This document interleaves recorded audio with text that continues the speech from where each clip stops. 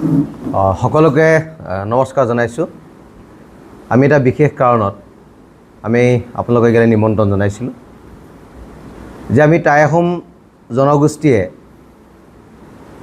টাই আহোমসকলক জনজাতিকৰণৰ ক্ষেত্ৰত আমি বহুদিনৰ পৰাই সংগ্ৰাম অব্যাহত ৰাখিছোঁ। স্বাধীনোত্তৰ কালৰ সময়ৰ পৰা আজিলৈকে এই জনগোষ্ঠীটোৱে ভাৰতবৰ্ষৰ বুকুত স্বাধীনভাৱে সংবিধানৰ অধিকাৰ ভোগ কৰি জীয়াই থকাৰ কাৰণে আমি প্ৰয়াস কৰি আহিছোঁ। আৰু বহু সময়ত আমাক নিষ্পেষিত আৰু নিপীড়িত ঠাইত ৰাখি ৰাজনৈতিকভাৱে বিভিন্ন ক্ষেত্ৰত আমাক বঞ্চিত কৰা হৈছে। অৰ্থনৈতিকভাৱে জনগোষ্ঠীৰ শোষণ কৰা হৈছে, সাংস্কৃতিকভাৱে আমাক আক্ৰমণ কৰা হৈছে আৰু বিভিন্ন ক্ষেত্ৰত আমি জীয়াই থকাৰ তাৰণাত আমি সংগ্ৰাম অব্যাহত ৰাখিবলগীয়া হৈছে। আৰু সেইকাৰণে সদৌ টাই আহোম ছাত্ৰ সন্থায়ো জন্মলগ্নৰ পৰা আজিলৈকে টাই আহোম জনগোষ্ঠীক জনজাতিকৰণ আৰু স্বায়ত্তশাসন প্ৰদানৰ দাবীত আমি সংগ্ৰাম অব্যাহত ৰাখিছোঁ। চৰকাৰে বিভিন্ন ক্ষেত্ৰত আমাৰ লগত আলোচনাত মিলিত হয়, আমাক প্ৰতিশ্ৰুতি দিয়ে যে আমি আহোম জনগোষ্ঠীৰ লগতে অসমৰ আৰু 5টা জনগোষ্ঠীক জনজাতিকৰণৰ মাধ্যমেৰে আমাৰ যিটো দাবী সেই দাবীটো বাস্তৱ ৰূপ দিব। কিন্তু প্ৰতিখন চৰকাৰে কেৱল মাত্ৰ নিৰ্বাচনী বৈতৰণি পাৰ কৰাৰ স্বাৰ্থত আমাক কথা বতৰাবিলাক কয় আৰু জনজাতিকৰণৰ বিষয়টো কেৱল মাত্ৰ ৰাজনৈতিক এটা বিষয় হিচাপে তেখেতলোকে তুলি ধৰিব বিচাৰে। আৰু সেইকাৰণে অসমৰ এটা ৰাজনৈতিক দলৰো এই 6টা জনগোষ্ঠীক জনজাতিকৰণ দিয়াৰ ক্ষেত্ৰত তেখেতলোকৰ সদিচ্ছা বাস্তৱ ক্ষেত্ৰত আজিলৈকে আমি দেখা নাপালোঁ। কংগ্ৰেছ চৰকাৰে 15টা বছৰ অসমত শাসন কৰিলে আৰু তেখেতলোকে ক'লে যে আমি আপোনালোকক সাংবিধানিক অধিকাৰ প্ৰদান কৰিম, জনজাতিকৰণৰ মাধ্যমেৰে আমি আপোনালোকক ৰক্ষা কৰিম আৰু আপোনালোকে যাতে অসমত এটা বেলেগ এটা পৰ্যায়ত বাস কৰিবলগীয়া নহয় তাৰ কাৰণে বিধি ব্যৱস্থা আমি কৰি দিম। কিন্তু কথাবিলাক প্ৰতিশ্ৰুতি হৈ থাকিল। নিৰ্বাচনৰ কথা বতৰাবিলাকৰ মাজতে সীমাবদ্ধ থাকিল। চৰকাৰ গঠন কৰিলে, গুচি গ'ল, কিন্তু 6টা জনগোষ্ঠীয়ে জনজাতিকৰণৰ মৰ্যাদা নাপালে। বিজেপি আহিলে ক'লে যে কংগ্ৰেছে নকৰিলে আমাক বিশ্বাস কৰক আৰু আমি আপোনালোকক জনজাতিকৰণৰ মৰ্যাদা প্ৰদান কৰিম। আমি বিশ্বাস কৰিলোঁ, আমি আস্থাত ল'লোঁ আৰু তেখেতলোকে নিৰ্বাচনী ইস্তাহাৰত প্ৰকাশ কৰিলে যে আহোমকে ধৰি অসমৰ 6টা জনগোষ্ঠীক জনজাতিকৰণ দিয়াটো তেখেতলোকৰ নৈতিক দায়িত্ব আৰু কৰ্তব্য। গতিকে সেইকাৰণে আমি তেখেতলোকক চৰকাৰ বনোৱাত সহায় সহযোগ কৰিলোঁ। ভাবিলোঁ যে বিজেপি দল আৰু চৰকাৰে অসমৰ 6টা জনগোষ্ঠীক জনজাতিকৰণৰ মাধ্যমেৰে অসম আৰু অসমীয়াৰ ভৱিষ্যতটো সুনিশ্চিত কৰিব আৰু আমাৰ সকলো অধিকাৰ খিলঞ্জীয়া থলগিৰি ৰাইজৰ ওচৰত থকাৰ কাৰণে তেখেতলোকে সৰ্বতোপ্ৰকাৰে প্ৰয়াস কৰিব। কিন্তু এই চৰকাৰো একেই বান্দৰ নাচ নাছিলে আৰু একেই চতুৱালীৰ মাজত আমাক ৰখাব বিচাৰিলে। কিন্তু সেই চতুৱালী বহুত হৈ গ'ল। আমাৰ 2019 চনত আমাৰ বিলখন ৰাজ্যসভাত উঠিল, পাছ নহ'ল। কিয় নহ'ল চৰকাৰে আমাক নজনায়।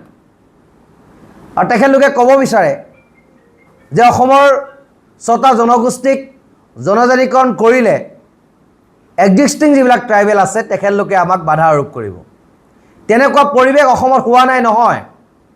অসমৰ যিবিলাক মানুহ আছে, যিবিলাক থলগিৰি খিলঞ্জীয়া ৰাইজ আছে, সকলোৱে অসমখন সুৰক্ষিত হোৱাটো বিচাৰে, অসমৰ উঠি অহা নৱপ্ৰজন্মৰ ভৱিষ্যত সুৰক্ষিত হোৱাটো বিচাৰে আৰু অসমৰ প্ৰতিটো সম্পদ, প্ৰতিটো বায়'ডাইভাৰ্চিটিৰ ওপৰত থলগিৰি খিলঞ্জীয়া ৰাইজৰ অধিকাৰ থকাটো বিচাৰে। সেইকাৰণে কোনোৱেও অসমৰ 6টা জনগোষ্ঠীক জনজাতিকৰণ কৰাৰ ক্ষেত্ৰত বাধা আৰোপ নকৰে। কিন্তু কেইজনমান ব্যক্তিয়ে কেৱল মাত্ৰ ৰাজনৈতিক চতুৱালীৰ মাজত বন্দী হৈ চৰকাৰৰ স্প'ক্সমেন হিচাপে কাম কৰি এই কথাটো বাধা আৰোপ কৰিব বিচাৰে। গতিকে সেই কথাবিলাকত আমি গুৰুত্ব আৰোপ নকৰোঁ, সেই কথাবিলাক আমি ৰাজনৈতিক কথা বতৰা বুলি আমি এৰি দিওঁ। কিন্তু 6টা জনগোষ্ঠীক যদি জনজাতিকৰণ নকৰে, আহোমকে ধৰি মৰাণ, মটক, চুতীয়া, কোচ, চাহ জনজাতি ৰাইজক যদি প্ৰতাৰণা কৰে, প্ৰবঞ্চনা কৰে, তেতিয়াহ'লে অসম অসমীয়া হাতত নাথাকিব। সেই কথাটো আজি আপোনালোকৰ মাধ্যমেদি মই অসমৰ সৰ্বত্ৰ জনসাধাৰণক এই কথা জনাব বিচাৰিছোঁ যে অসমৰ অৱস্থা বেয়া। আগ্ৰাসী মনোভাৱেৰে অসমৰ ভাষা, কৃষ্টি, সংস্কৃতি, ভূমিৰ ওপৰত আক্ৰমণ কৰা হৈছে, জীৱন জীৱিকাৰ ওপৰত আক্ৰমণ কৰা হৈছে, মানুহক পেটে মৰাৰ ষড়যন্ত্ৰ ৰচনা কৰা হৈছে। গতিকে এই পৰিপ্ৰেক্ষিতত যদি অসমৰ 6টা জনগোষ্ঠীক জনজাতিকৰণৰ ব্যৱস্থাৰে সাংবিধানিক অধিকাৰ প্ৰদান কৰা নহয়, তেতিয়াহ'লে খিলঞ্জীয়া ৰাইজ অসমত ভগনীয়া হ'ব আৰু ছেকেণ্ড ক্লাছ চিটিজেনলৈ পৰ্যবেক্ষিত হ'ব আৰু আমাক শাসন কৰা মানুহবিলাক বহিৰাগত মানুহ হ'ব আৰু অসমীয়া মূল জনগোষ্ঠীৰ মানুহ নহ'ব। গতিকে এই কথাটো অসমৰ ৰাইজে বুজি পোৱাটো ভাল আৰু সেইকাৰণে আমি অসমৰ 6টা জনগোষ্ঠীক জনজাতিকৰণৰ মাধ্যমেৰে এই বিষয়টোৰ সমাপ্ত হোৱাটো বিচাৰিছোঁ আৰু চৰকাৰে এই কামটো কৰা নাই।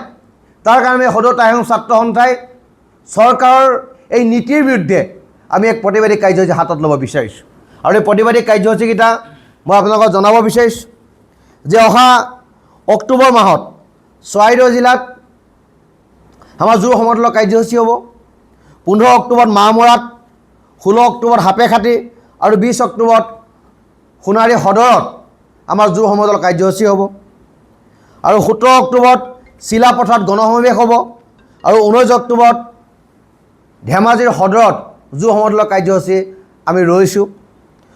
গোলাঘাটত 3 নৱেম্বৰ দিনা আমি প্ৰতিবাদী কাৰ্যসূচী লৈছোঁ আৰু শিৱসাগৰত 16 নৱেম্বৰ দিনা ঐতিহাসিক তলাতল ঘৰৰ পৰা শিৱসাগৰ নগৰলৈ এটা বৃহৎ জোৰ সমদলৰ কাৰ্যসূচী আমি লৈছোঁ আৰু ক্ৰমান্বয়ে ডিব্ৰুগড়, তিনিচুকীয়া, যোৰহাটতো ইয়াৰ পিছত কাৰ্যসূচী লোৱা হ'ব আৰু এইটো চৰকাৰক এটা সকিয়নি যে চৰকাৰে যদি আমাৰ দাবীৰ প্ৰতি সহমত পোষণ নকৰে, আমাৰ সাংবিধানিক অধিকাৰ যদি আমাক প্ৰদান নকৰে, ইয়াৰ পিছৰ পৰ্যায়ত যি আন্দোলন হ'ব সেই আন্দোলন অতি ভয়াৱহ হ'ব আৰু সেই ভয়াৱহ আন্দোলনত যি ক্ষয় ক্ষতি হ'ব তাৰ কাৰণে টাই আহোম ছাত্ৰ সন্থা বা টাই আহোম জনগোষ্ঠীৰ লোকসকল জগৰীয়া নহ'ব, ই সম্পূৰ্ণৰূপে চৰকাৰ জগৰীয়া হ'ব আৰু প্ৰশাসন যন্ত্ৰ জগৰীয়া হ'ব। কাৰণ চৰকাৰে আমাক কৈছিল যে আমি আপোনালোকক জনজাতিকৰণৰ মৰ্যাদা প্ৰদান কৰিম, আপোনালোকে আমাক ভোট দিয়ক, আমাক ৰাজপথত বহক, আপোনালোকক আমি ন্যায় দিম। গতিকে ন্যায় তেখেতলোকে দিয়া নাই, আমাক প্ৰতাৰণা কৰিছে, আমাক প্ৰবঞ্চনা কৰিছে,